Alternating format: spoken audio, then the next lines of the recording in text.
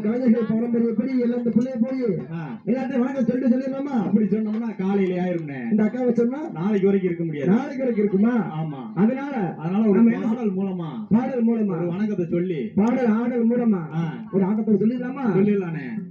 வந்தன வந்தன வந்தன வந்தன வந்தன